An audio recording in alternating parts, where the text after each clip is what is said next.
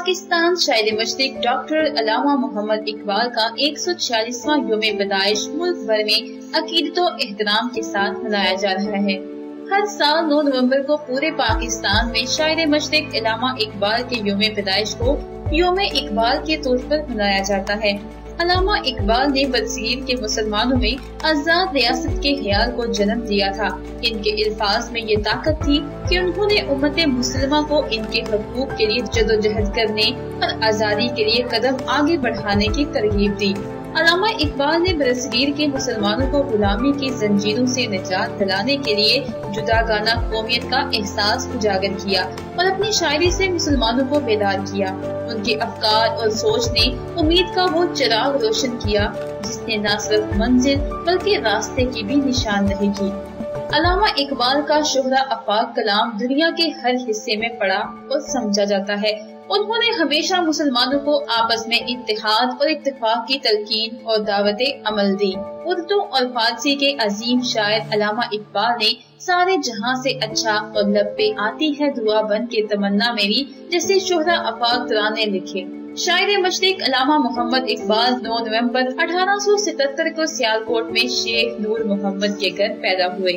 ماں باپ نے ان کا نام محمد اقبال رکھا تھا اور انہوں نے ابتدائی تعلیم سیالکوٹ میں ہی حاصل کی اور مشن ہائی اسکول سے میٹرک اور مرے کالج سیالکوٹ سے FA کا امتحان پاس کیا۔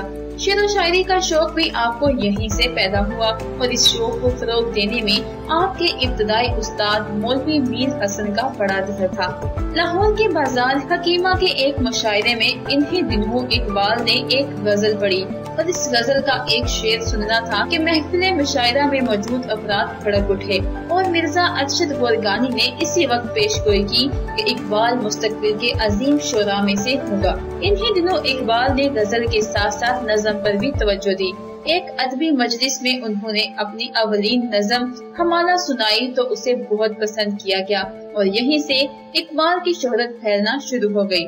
اسی زمانے میں انہوں نے بچوں کے لیے بھی بہت سی نظمیں لکھی اور اس کے ساتھ ساتھ مقالیاتی بیان، مکڑا اور مکھی، پہاڑ اور گلہری، گائے اور بکری کو بھی نہایت خوبصورت پیرائے میں تحریر کا جز بنا دیا۔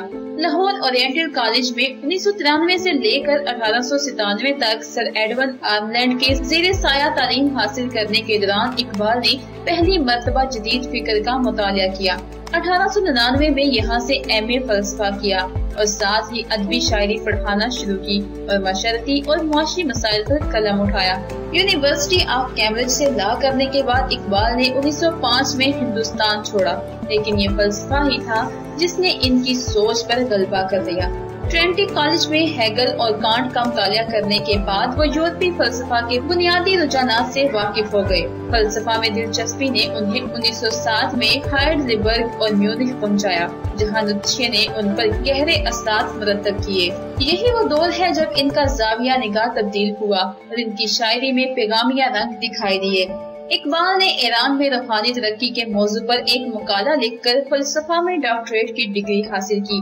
ایک برس بعد 1908 میں انہیں انگلستان میں لنکن ان کے مقام پر بار میں آنے کی دعوت دی گئی۔ اس برس وہ وکیل اور فلسفی بن کر ہندوستان واپس آئے۔ واپسی کے بعد جلد ہی وہ گورنمنٹ کالج لاہور میں فلسفہ پڑھانے لگے، تاہم انہیں ہندوستان کے احساس غلامی کا احساس بہت زیادہ تھا۔ اس کے علاوہ علامہ اقبال نے برطانوی راج کے محکوم ہندوستانی مسلمانوں کی حالت زار کو عیاں کرنے میں گہری دلچسپی لی۔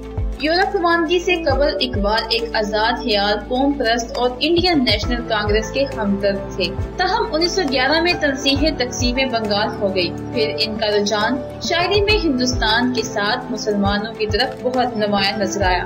اب وہ اپنے نقطہ نظر میں مسلمانوں کی علیحدگی پسندی اور آل انڈیا مسلم لیگ کی حمایت کرنے والے علیحدگی پسند بن گئے تھے۔ 1922 میں انہیں سر کے حساب سے نوازا گیا، تاہم اسی دور میں علامہ اقبال کا شکوہ مسلمانوں کے دل کی پکار ثابت ہوا۔ شکوہ لکھنے پر انہیں شدید تنقید کا سامنا کرنا پڑا، تو انہوں نے جواب شکوہ لکھ کر تمام نقادوں معترضین کو لاجواب کر دیا کہ دل سے جو بات نکلتی ہے وہ اثر رکھتی ہے۔ 4 سال बाद 1926 में इकबाल पंजाब मजलिस कानून साज में मुंतखब हुए और ऑल इंडिया मुस्लिम लीग से नजदीक तर हो गए। उन्होंने आजादी के बाद हिंदू हुकूमत को तस्लीम करने की बजाय एक अलहदा मुसलमान वतन के लिए ज्यादा से ज्यादा हमायत का इजहार किया। इकबाल ने सिर्फ कौम को नींद से उठाने पर ही इक्तिफा नहीं किया, बल्कि उनके लिए दुआया अल्फाज का सहारा भी लिया। दर हकीकत शुमाल मगरबी हिंदुस्तान में मुस्लिम अक्सरियत वाले इलाकों पर मुश्तमिल एक अलहदा मुसलमान वतन बनाने का तस्वुर सबसे पहले इकबाल ने ही 1930 में पेश किया था, लेकिन फिर भी वो सबसे पहले एक फिक्री कुव्वत थे और मुसलमान सकाफती जिंदगी में इनका मुकाम इसी हवाले से है क्योंकि वो मिल्लत इस्लामिया में एक नई उम्मीद पैदा करना चाहते थे। दीनिया तसव्वुफ मशरिकी और मगरबी फलसफा और इंसानियत के मुकद्दर को समझने और इसकी वजाहत करने के लिए फारसी उर्दू शायरी के रमजिया और नाजुक अंदाज को इस्तेमाल करने में इकबाल को अपने हम असल मुसलमान फलसफियों में नुमाया मुकाम हासिल है। पाकिस्तान की आजादी से पहले ही 21 अप्रैल 1938 को अल्लामा इकबाल इंतकाल कर गए। ताहम एक अजीम शायर और मुफक्कर के तौर पर कौम हमेशा उनकी एहसानमंद रहेगी। शायरी मशरिक अल्लामा इकबाल हसास दिलो दिमाग के मालिक थे।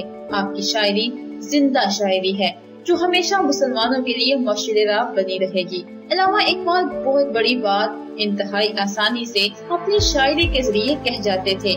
यही वजह है कि कलाम इकबाल दुनिया के हर हिस्से में पढ़ा जाता है और मुसलमानान आलिम इसे बड़ी अकीदत के साथ ज़ेरे मुतालिया रखते और इनके फलसफे को समझते हैं। अल्लामा इकबाल इंसानी खुदी के कायल थे। इकबाल ने नई नस्ल में इनकलाबी रूह फूंकी और इस्लामी अजमत को उजागर किया। इनकी कई किताबों के अंग्रेजी, जर्मनी, फ्रांसीसी, चीनी, जापानी और दूसरी जुबानों में तर्जमे हो चुके